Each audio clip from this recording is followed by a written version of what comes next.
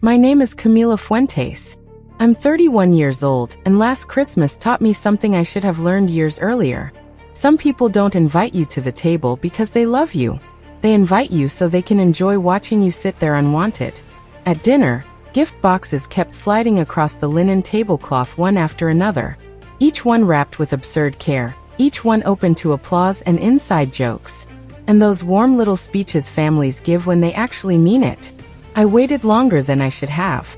I even smiled longer than I should have. Then I made the mistake of asking the simplest question in the world. Is there one for me too? My father didn't even hesitate. He leaned back, rolled his eyes, and said, "Oh please. You should be grateful we even let you sit at the table." My aunt laughed immediately. "Be glad we still remember your name." Everyone else followed. The kind of laughter that comes from people who think humiliation is harmless if it happens often enough. I remember the sound of silverware against crystal. The way nobody looked embarrassed. The way they all kept eating after that, like I was just part of the entertainment. I didn't cry. I didn't argue. I just looked at him and said, "Good to know." Then I stayed long enough to make them comfortable again. That was the part one kept replaying later. Not the insult, not the laughter, but how easy it was for them, how practiced, how final it sounded. 2 months later, those same people were outside my house, pounding on my front door, shouting my name like suddenly it mattered. Before I tell you what he said and what happened after I walked out, tell me what time it is for you right now and where are you watching from? I'm curious to see how far this story will travel. Christmas dinner was held inside the Grand Monarch Station Hotel, a restored rail terminal turned luxury restaurant outside Milwaukee. All brass chandeliers, polished stone, and fake warmth.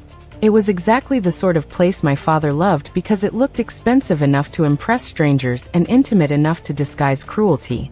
That night, when I finally sat down and started paying attention instead of hoping, I realized the gifts were not random. They were performances. My younger sister, Camila Fuentes, got diamond snowflake earrings and a speech about how she had always known how to carry herself with grace. My Aunt Daniela Herrera received a custom leather planner monogrammed in gold because, according to my father, nobody keeps this family organized like Daniela. My uncle Vicente Herrera got a vintage whiskey decanter, and a joke about how he was the only man in the family who still understood loyalty. Even Lucia's boyfriend got cufflinks because he was, in my father's words, the kind of man who knows how to build something. Then there was me. No gift, no envelope, not even a joke package meant to soften the insult. Just nothing. It would have been less cruel if they had forgotten. But they hadn't forgotten. They had planned my absence. Ricardo Fuentes, my father, had spent most of my life treating approval like a prize you earn by becoming someone easier for him to brag about. He liked glossy success. He liked people he could summarize in one sentence at a country club table. Lucia fit that image. She worked in luxury residential sales, dressed beautifully, smiled on cue, and never challenged him in public. I was the daughter with steel-toe boots in my trunk, code manuals in my office, and a career most people didn't understand until they needed a building declared safe. I was a fire protection engineer. I spent my days reviewing evacuation systems, sprinkler layouts, smoke control failures, occupancy loads, and the 1,000 invisible details that keep panic from becoming tragedy. My father used to mock that, too. My daughter checks hallways and ceiling pipes for a living. He once told a group at brunch, smiling like he'd said something adorable. He never mentioned that developers, insurers, attorneys, and city inspectors called me when millions of dollars depended on whether a building could legally open its doors. At dinner, after the laughter died down, Lucia gave me one of those brittle little smiles people use when they want credit for not joining in too loudly. Daniela sipped her wine and asked whether I was still doing those boring safety reports. Vicente said, "That sounds about right for Camila. She's always had a talent for telling people what could go wrong." Ricardo raised his glass and said, "At least she finally found a career where pessimism pays." More laughter. I looked around that table and realized something ugly. Nobody there expected me to defend myself, because every year I had trained them not to. Every year I took the smaller chair, the lighter insult, the afterthought invitation, and told myself family required endurance. That night, I noticed details I had ignored before. My father had seated me at the far end near the service station, practically behind a pillar. The place card with my name was handwritten on a different cardstock than the others, like someone added me late. The waiter asked twice whether I was with the party. Nobody corrected him quickly. That is the thing about disrespect. When it becomes tradition, it starts looking casual. I left after dessert without making a scene. Not because I was weak, but because clarity had finally replaced hurt. I walked through that decorated hotel lobby, past the giant Christmas tree, and the couples taking photos and the violinist near the staircase. And for the first time in years, I didn't feel rejected. I felt informed. I sat in my car for 15 minutes with the engine off and my hands on the wheel, replaying only one sentence. Good to know. Not because it sounded clever, but because it was true. Good to know what I was to them. Good to know what I was not. Good to know exactly how little they thought they'd lose if they kept treating me like a placeholder in my own family. What none of them understood was that I had already spent nearly a year helping my father in ways he barely appreciated and absolutely did not deserve. He had been trying to open a high-end wedding venue in a converted lakeside mill called Wintermere House. The project was drowning in permit delays, inspection corrections, occupancy restrictions, and insurance demands. He liked to tell people he built it himself. That was a lie. For 10 months, I had reviewed contractor submittals at midnight, rewritten fire egress plans, flagged hazardous decorative materials, corrected non-compliant banquet layouts, and personally introduced him to people in my professional network who were willing to take his calls because I made them believe the project could still be salvaged. I never asked to be paid. I told myself I was helping family. Christmas showed me what family meant to them. And by New Year's Day, I made the first quiet change they never saw coming. I did not wake up the next morning and become a different woman. That would make a cleaner story, but it wouldn't be true. The first week after Christmas, I was angry in the ordinary ways. I ignored calls. I let texts sit unanswered. I stared at family photos on my phone and started deleting them one by one. Not in a dramatic purge, but in a methodical sequence. A lake trip where Ricardo had praised Lucia for lighting up every room while asking me whether I could move the folding chairs because I was better with logistics. Delete. A birthday dinner where Daniela told me I would be prettier if I smiled with my teeth less. Delete. The groundbreaking photo at Wintermere House where everyone held ceremonial shovels except me. Even though the corrected safety package in Ricardo's hand was my work. Delete. There was something cleansing about naming each memory before removing it. Not because I wanted amnesia, but because I wanted accuracy. If I was going to decide whether these people still belonged in my life, I needed to stop romanticizing what had actually happened. My best friend, Tatiana Rojas, came over one Friday night with Thai food and enough brutal honesty to save me from self-deception. Tatiana had known me since college and hated my family with a restraint that deserved awards. She sat cross-legged on my couch, watched me delete another photo, and said, "You know what's wild? They keep hurting you because they think you'll always confuse loyalty with availability." I laughed once. The kind that sounds like you are almost crying but too tired to commit. She wasn't wrong. Ricardo never called to ask how I was unless he needed a consultant's opinion disguised as daughterly support. Daniela loved to introduce me as the smart one, in that chilly tone people use when intelligence is both a compliment and an accusation. Vicente only remembered my number when an insurance form confused him. Lucia was the hardest one to understand because she was never openly vicious for long. She specialized in passive permission. She watched the cruelty happen and adjusted her smile depending on who else was in the room. A week into January, Ricardo sent me an email instead of texting. It had no apology. The subject line read, "Quick code question." That told me everything. He attached revised floor diagrams for Wintermere House and wanted to know whether increasing banquet capacity in the main reception hall would raise any issues before his lender's final review. I stared at that message for a full minute. No mention of Christmas. No acknowledgement of humiliation. No "how have you been?" Just work. Just extraction. Just the old assumption that I would step over my own dignity because he had a deadline. I drafted 3 responses and deleted all of them. Then I called the attorney who had helped me set up my consulting practice and asked a very simple question. If a client keeps using my prior work product, introductions, and implied support after our relationship is over, what is the cleanest way to separate professionally? The answer was both boring and beautiful. Written notice, clear limits, no emotion in the document, no accusations you can't prove, no family language, just boundaries. 2 days later, Ricardo received a formal withdrawal notice from my firm. It stated that effective immediately, I was no longer reviewing, endorsing, consulting on, or permitting the use of my name, analyses, prior correspondence, or recommendations for Wintermere House or any affiliated project. It also required that all parties copied on past coordination emails be informed that I was not the engineer of record, not the life safety approver, and not available for further clarification. I sent it to Ricardo, his general contractor, the project manager, the architect, the lender's risk consultant, and the insurance broker, who had been leaning heavily on my informal reassurance that the venue could eventually satisfy pre-opening requirements.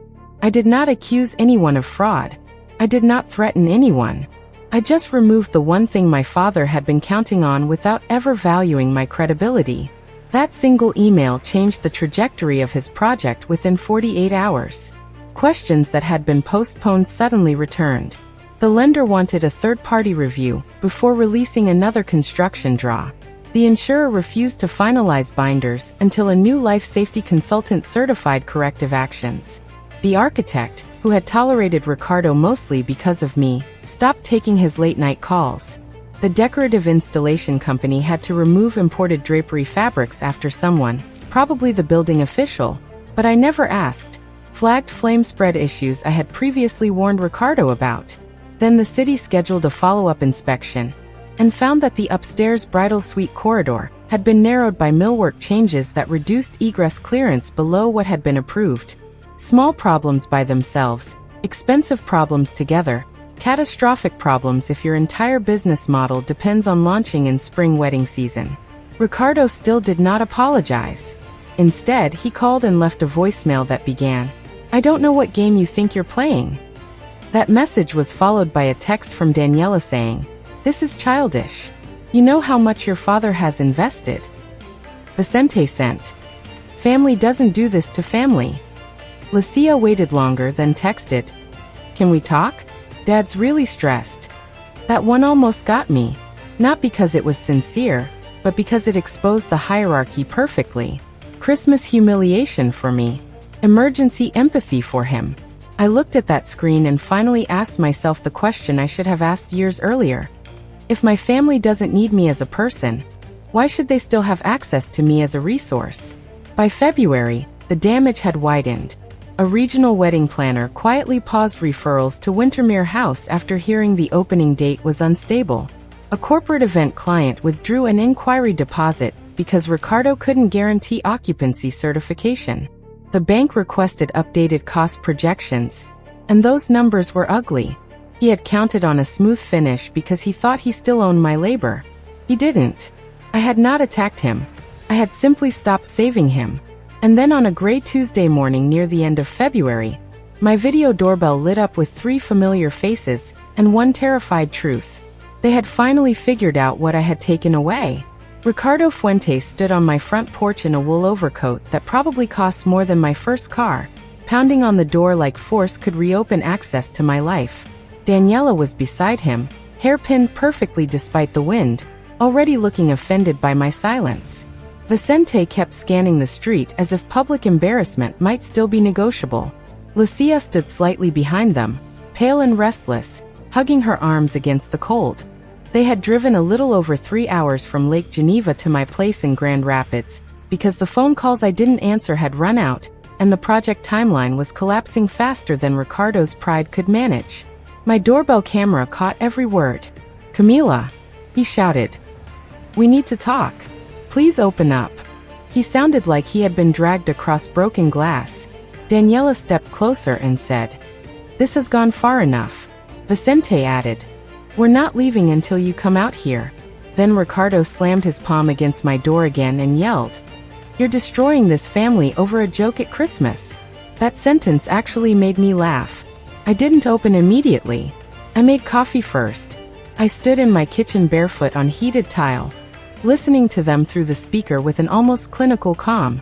2 months earlier, I had sat at a table and learned what I was worth to them when they believed they held all the power. Now they were discovering something equally educational. Contempt gets expensive when directed at the wrong person.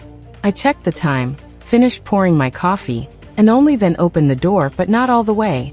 Just enough to look at them without inviting them in. Ricardo started talking before I said a word. "What the hell are you doing?" he snapped. "The lender is freezing our draw. The insurer is demanding a new consultant. People think there's some kind of major safety issue." I leaned against the frame and said, "There are several safety issues. I wrote about them repeatedly." Daniela cut in. "Don't be smart." I looked at her and said, "That's one of the things you've all hated most about me, isn't it? That I'm useful in ways you can't control." Lucia flinched. Vicente muttered, "This isn't helping." But Ricardo was too wound up to slow down. "You didn't have to humiliate us like this," he said, voice shaking with anger. That was the moment something in me turned from hurt to ice. "Humiliate you?" I repeated. "At Christmas dinner, you looked me in the face in front of everyone, and told me I should be grateful you let me sit at the table. Daniela said I should be glad you all still remembered my name. You all laughed. Then in January, you emailed me a code question like none of that happened. So let's not use the word humiliate like it belongs only to you." His jaw tightened. Daniela folded her arms. "We were teasing," she said with that same old family defense tone that had excused 1,000 cuts. "No," I said. "You were measuring. You wanted to remind me where I stood." Vicente tried a softer angle. "Camila, your father's under a lot of pressure. If this project fails, he loses a fortune." I took a sip of coffee and answered, "Then he should have treated the person holding the matches with a little more respect." None of them spoke for a second, not because the line was dramatic, but because it was true. Ricardo lowered his voice then, probably deciding rage was not working. "What do you want?" he asked. There it was. The question underneath every interaction we had ever had. Not "how are you?" Not "what do you need to heal?" Just terms access transaction. I looked past him to the black SUV idling at the curb and said, "I wanted a family. That option expired." Lucia finally stepped forward. "Camila, please," she said quietly. "Dad's been a mess. The bank says if the March review doesn't clear, they can call part of the note. Daniela has been trying to find another consultant, but nobody wants to inherit the file this late. We just need your help one more time." I turned to her and almost felt sorry. Almost. "One more time," I said. That phrase built this whole disaster. Ricardo tried to reclaim authority. "You're my daughter." I answered, "Exactly. Not your unpaid contingency plan." Daniela's composure cracked. "Are you really doing this over hurt feelings?" she asked. "Over hurt feelings?" I repeated. "No, I'm doing this over a lifetime of being treated like a utility. Christmas was just the first time I stopped pretending not to notice." Vicente looked at Lucia, maybe hoping she could still reach me. But Lucia made the mistake of saying the thing she'd probably rehearsed in the car. "Dad compared you to me because he wanted you to push yourself." I stared at her. "No, Lucia. Dad compared me to you because he knew I'd keep coming back and you'd keep benefiting from it." That landed harder than anything else I'd said so far. Lucia's face changed first, then Ricardo's. Then Daniela's eyes narrowed with the realization that I was no longer there to perform forgiveness, so they could get through a difficult quarter. I opened the door a little wider, stepped onto the porch, and let the February wind hit all of us equally. "You drove 3 hours to ask for help," I said. "Fine, let's talk, but you're going to hear the whole thing this time, not the edited version that protects your comfort." I didn't invite them inside. I stood on the porch while they remained in the cold, which felt appropriate considering how many winters of mine they had spent unbothered. Ricardo kept glancing over my shoulder like maybe warmth and control were still available if he pushed hard enough. They weren't. "You all want to make this about Wintermere House," I said. "But that venue is just the invoice. The bill came due years ago." Daniela scoffed under her breath, and I ignored her. "Do you remember my senior awards dinner?" I asked Ricardo. You told your friends Lucia was the social one, and I was the one who made rooms feel like homework. Do you remember the lake house weekend when Vicente asked whether I'd ever learned to dress like a woman who enjoyed being seen? Do you remember forwarding my engineering license announcement to the family thread with the message, "I guess at least one of my kids can read contracts"? Ricardo started to interrupt. I raised a hand. No. You're going to listen. That's the cost of standing on my porch. Vicente stared at the driveway. Daniela looked furious. Lucia looked sick. Good. For once, the discomfort was distributed correctly. You all keep calling Christmas a joke, I continued. Let's talk about jokes. Jokes are funny because everyone can survive them. What happened at that table wasn't a joke. It was a public reminder that I rank below your approval, below appearances, below the fantasy version of family you perform for other people. The reason you're here now is not because you understand that. You're here because removing me from Wintermere House hurt you in a language you respect. Money, deadlines, reputation. That's the first honest thing to happen between us in years. Ricardo inhaled sharply and said, "You're being dramatic." I smiled without warmth. You want dramatic? Here's dramatic. The lender's risk consultant called me last week to confirm I was no longer affiliated. He asked whether my withdrawal was due to unresolved life safety concerns. I told him I would not characterize a client matter beyond my written notice. Do you understand what that did? It forced them to assume the most conservative interpretation. That's what professionals do when certainty disappears. They tighten. They delay. They protect themselves. That's why your jaw froze. Ricardo went still. He had not known that part. Daniela looked at him, then back at me. You could fix this, she said. Maybe, I replied. Technically, maybe. Personally, no. Then Ricardo said the thing I think he thought would finally put me back in my place. Your sister would never do this. There it was, the old comparison dragged out like a lucky knife. But it was too late. No, I said. Lucia would never do this because Lucia was never asked to survive being treated like disposable labor inside her own family. Lucia got praise, jewelry, opportunities, introductions, and grace. I got usefulness. You don't compare us because she's better. You compare us because it lets you keep failing me without naming it. Lucia whispered. That's not fair. I looked at her. Neither was any of it. For a moment, nobody spoke.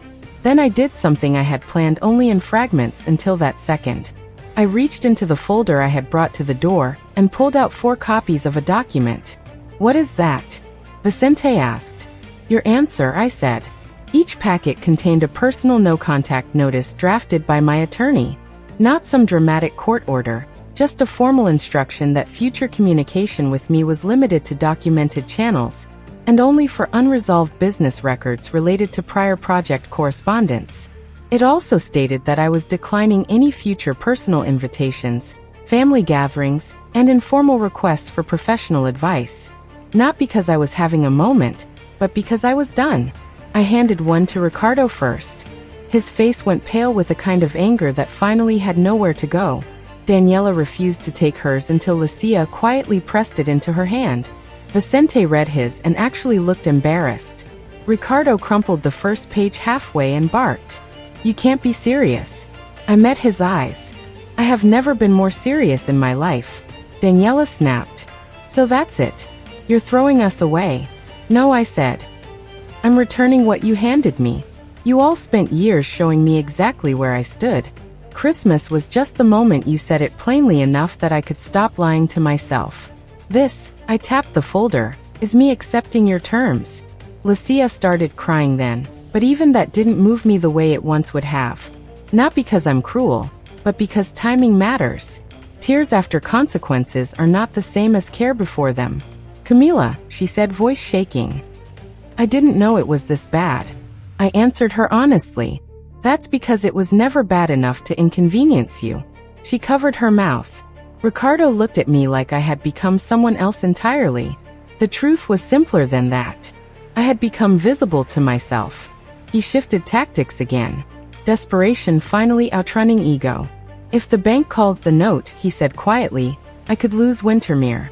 The house is tied into the guarantee structure. Daniela put money in too. Vicente brought in investors. This doesn't just hurt me. I let that sit there. That was the first thing he'd said all morning that sounded remotely like truth rather than authority.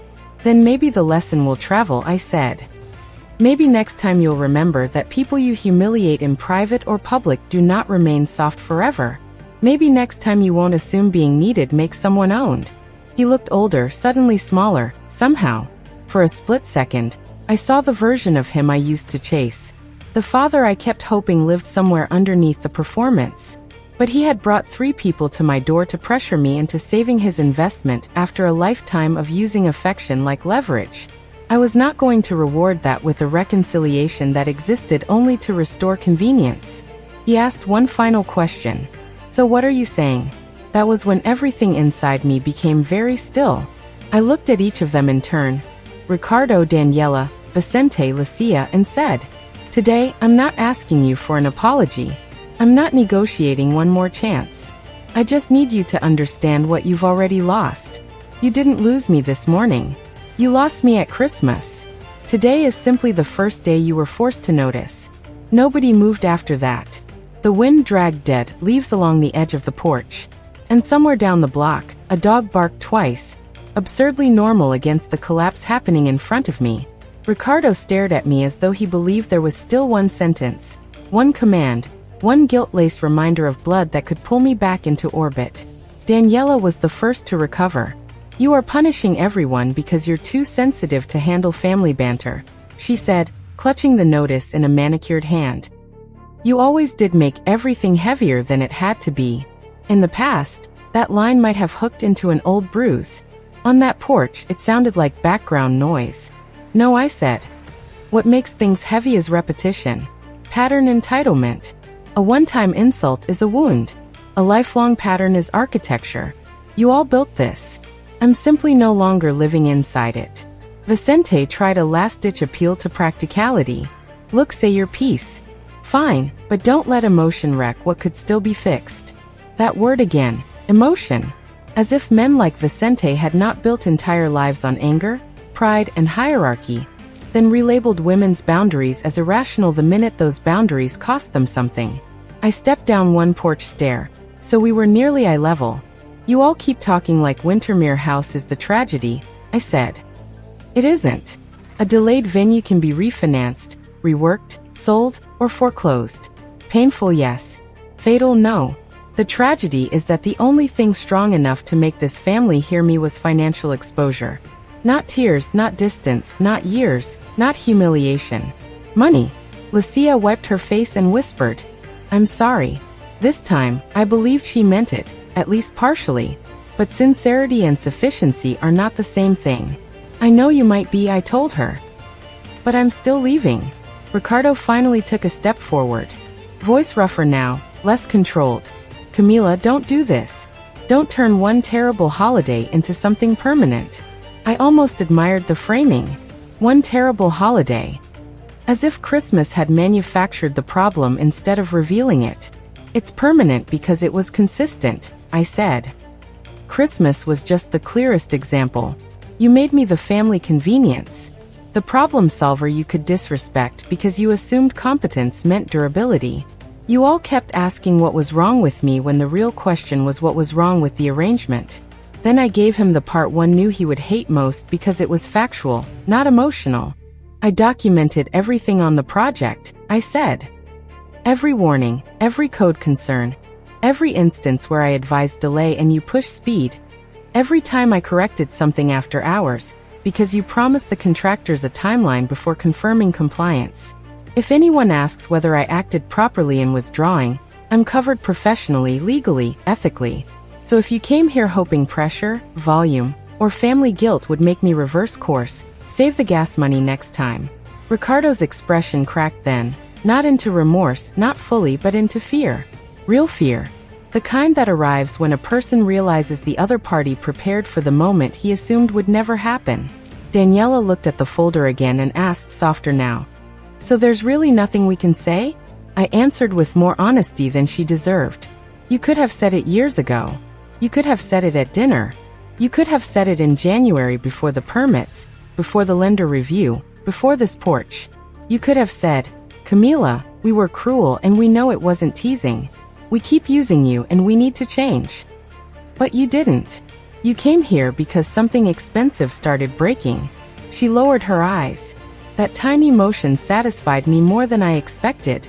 Ricardo was breathing harder than before. You're my daughter, he said again. But now it sounded less like authority and more like a plea he didn't know how to shape. That should mean something. I nodded once. It does. That's why this hurts. But being your daughter does not require me to remain available for my own erasure. I let the silence sit. Then I said the sentence I think will stay with me for the rest of my life. Respect is not a holiday gift. It is the minimum price of admission to my life. He closed his eyes for half a second. Lucia started crying quietly again. Vicente rubbed the back of his neck, suddenly fascinated by my mailbox. Daniela looked like someone had finally held a mirror where she expected a service. For one strange suspended moment, none of them were powerful. They were just people standing in the cold, learning that access to me had always been a privilege they mistook for a right. I handed Ricardo one last sheet from the folder. It wasn't legal. It was personal. A single page with bullet points, dates, events, quotes, and the direct consequences. I remembered Christmas dinner, the wedding venue, groundbreaking, the awards dinner, the family brunch comments. Each one followed by a short line. What I learned from this. I am welcome only when I am useful. At the bottom, I had written, do not contact me to debate my memory. Live with yours. He read the first half and stopped. His hand shook once. I don't know whether it was anger, shame, or the shock of seeing years of casual cruelty arranged in black and white. Probably all three. Then I stepped back up onto the porch. This conversation is over, I said. If a records issue comes up on the project, your attorney can contact mine. Anything else will be ignored. Ricardo looked like he wanted to say more, but whatever remained in him had finally met a locked door. Daniela turned first. Vicente followed. Lucia lingered long enough to mouth, I am so sorry. And I gave her the mercy of a nod, but not forgiveness. Not yet. Maybe not ever. Ricardo stayed 1 second longer than the others. You'll regret this, he said, though even he no longer sounded convinced. I looked at him and said, no, I'll grieve it. That's different. Then I went inside and closed the door. They kept standing there for another minute. I watched from the side window without letting them see me. Ricardo put one hand on the porch railing like he needed it. Daniela touched his arm and he pulled away. Vicente said something sharp. Lucia turned toward the car with both hands covering her face. The four of them had come to retrieve a daughter, a niece, a consultant, a safety net, a clean solution. They left with paperwork, silence, and a 3-hour drive back to the consequences of underestimating me. I wish I could tell you they changed overnight. They didn't. Real consequences are rarely cinematic once the door closes. They're slower than that, more humiliating, more expensive. 2 weeks after the porch confrontation, I heard through a former project contact that Wintermere House missed its lender review and lost its preferred financing terms. The opening was delayed indefinitely. One investor pulled out. Another demanded a restructuring. Ricardo had to list a lake property he once bragged would stay in the family forever. Daniela's contribution was tied up long enough to derail the boutique expansion she had been planning. Vicente, who had guaranteed part of a vendor package through a side entity, had to explain some very awkward numbers to people he cared deeply about impressing. None of that happened because I sabotaged them. It happened because I stopped cushioning their recklessness with unpaid labor and credibility they never respected until it disappeared. Lucia sent me 2 handwritten letters over the next month. Not texts, not emojis, actual letters. The first was mostly grief. The second was better, specific, accountable. She named moments she had benefited from my silence. She admitted she had hidden behind being the easy daughter, while I absorbed the role of difficult, useful, overreacting Camila. I did not answer right away, but I kept both letters. That mattered. Daniela never wrote. Vicente sent one email through his attorney asking whether a prior code memo could be clarified for records. It went to my attorney exactly as instructed. Ricardo sent nothing directly after the day on my porch. Silence from him was the closest thing to respect I had ever received. And me, I slept better. Not immediately, but steadily. The first week felt strange, like stepping out of a building after years inside stale air. I kept reaching for my phone with the old reflex to explain myself, smooth things over, restore peace I had never actually been allowed to share in. Then the impulse faded. I took work I had postponed. I traveled for a courthouse renovation review in Boston, and realized somewhere between site visits and room service coffee that nobody had mocked my job in weeks. Nobody had asked me a technical question without also asking how I was. Nobody had turned competence into obligation. Peace can feel unfamiliar when chaos has been calling itself family for years. A month later, Tatiana came over with takeout again, and asked whether I thought I had been too hard on them. I considered it honestly because that question deserves honesty. No, I said. I think I was late.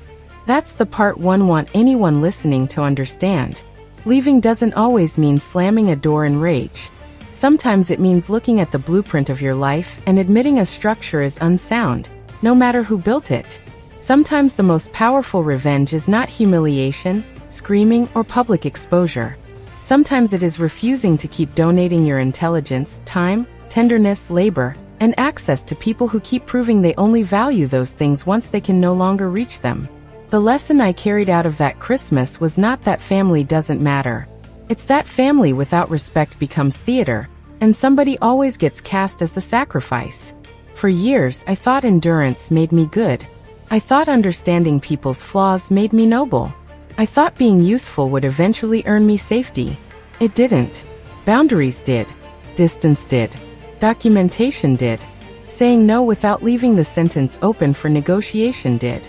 I did not need my father to agree that I was wounded in order to stop the bleeding.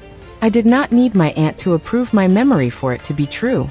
I did not need my sister's delayed grief to continue offering myself as the bridge everyone crossed while pretending I was difficult terrain. So that is what happened 2 months after my father left me out at Christmas. He came to my house expecting access, pressure, and maybe one more rescue. Instead, he learned the difference between being related to someone and being entitled to them. He learned that the daughter he treated like an afterthought had quietly become the only adult in the room who understood consequences from the beginning. And he learned it too late. If there's one thing I want to leave with you, it's this.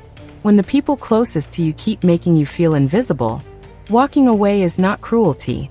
It is self-respect in motion. You do not have to stay where you are only remembered when you are needed. You do not have to forgive on demand to prove you are good. And you do not have to keep sitting at a table that serves everyone else your dignity piece by piece.